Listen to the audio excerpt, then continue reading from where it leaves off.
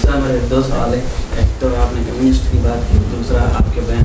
آپ اس پہ سوال کریں زیادہ اچھا. جی تو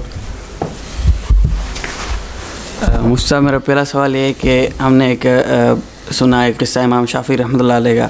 جب وہ امام مالک سے ملنے آتے ہیں تو امام مالک در سے دورہ حدیث کروا رہے ہوتے ہیں, اور وہ امام شافعی بیٹھ جاتے ہیں نا, اپنے ہاتھ پہ لکھتے ہیں وہ حدیثیں. تو وہ جب سارے اٹھ جاتے ہیں پھر امام مالک ان سے پوچھتے ہیں کہ بھائی آپ نے یہ کیا لکھ رہے تھے, آپ کے پاس پین اور کاغذ تو نہیں تھا؟ تو وہ کہتے ہیں کہ مجھے ساری حدیثیں یاد ہیں. تو جیسے کہ آپ نے یادداشت کی بات کی کہ سارے ذہین ہوتے ہیں یا تو پاگل ہوتے ہیں یا تو سارے ذہین ہوتے ہیں, تو ہمارے ساتھ ایسا کیوں نہیں ہے؟ مطلب امام شافعی نے 100 حدیثیں سنی اور ان کو یاد ہو گئی, تو ہم جب علماء سے پوچھتے ہیں تو وہ جواب یہ دیتے ہیں کہ یہ ان کے علم کی چاہ تھی. آج بھی اتنے طالب علم ہیں جن کو علم کی چاہ ہے, ان کو یاد کیوں نہیں ہوتا؟ آپ کا نام؟ محمد. ماشاء اللہ. کیا کرتے ہیں آپ؟ IT final year. آپ بھی IT میں ہیں؟ اچھا ماشاء اللہ, فائنل ایئر میں IT میں. ماشاء اللہ ماشاء اللہ, آپ نے حفظ کیا ہے. بھائی محمد سوال یہ کر رہے ہیں کہ آپ نے کہا یہ بندہ پاگل ہوتا ہے اور یا ذہین ہوتا ہے, درمیان والی کوئی چیز نہیں ہے. تو امام شافعی رحمۃ اللہ علیہ کو 100 حدیثیں فوراً امام مالک سے سن کے یاد ہو گئی تھی, تو ہمیں ایسی یاد کیوں نہیں ہوتی؟ ہم نے مولویوں سے پوچھا, وہ کہتے ہیں امام شافعی کو علم کی چاہ تھی. یہی سوال ہے. اگر بات یہی ہے تو یہ بھی میری تائید کی ہے. کیوں؟ امام شافعی رحمۃ اللہ علیہ نے اپنے دماغ کی صلاحیتوں کو اتنا جانچ لیا تھا کہ میں یوں یاد کر سکتا ہوں. ہم نے نہیں جانچا, ہم نے یوں پیمانہ نہیں رکھا.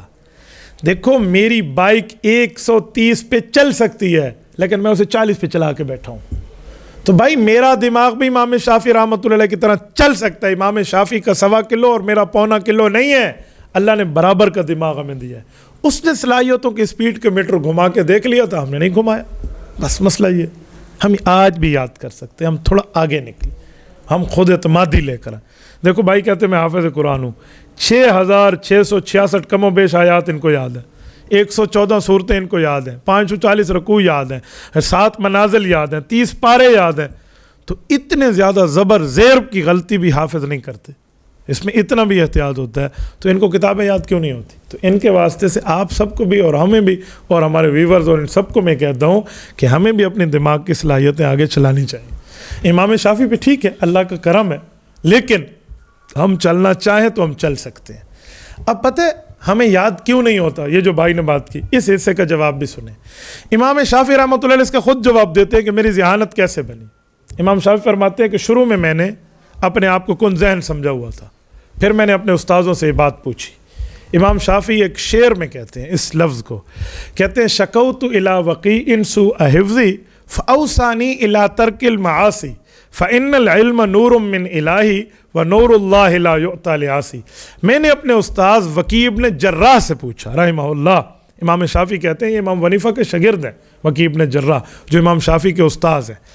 میں نے ان سے پوچھا الی سوء حفظی, میرا حافظہ قوی نہیں ہے, میری ووکیبلری کا مسئلہ ہے, میرے مائنڈ کی, میرے دماغ کے, میرے حافظے کا مسئلہ ہے, مجھے کچھ ذخیرہ الفاظ چاہیے, میرا دماغ کمزور ہے. فاوصانی الی ترک المعاصی, اس نے مجھے دوائی دی. کون سی؟ الی ترک المعاصی کی دوا یہ ہے کہ تو گناہوں کو چھوڑ دے, اللہ کی نافرمانی کو چھوڑ دے. مجھے نسخہ دیا, مجھے وصیت کی, نصیحت کی.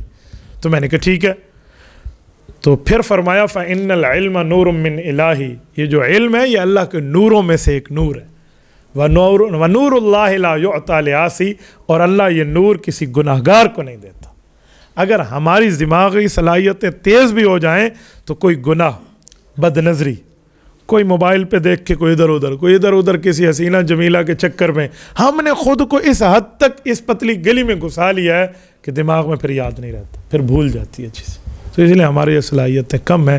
اگر ہم گناہ کو چھوڑ دیں تو انشاءاللہ صلاحیتیں بڑھ جائیں گی.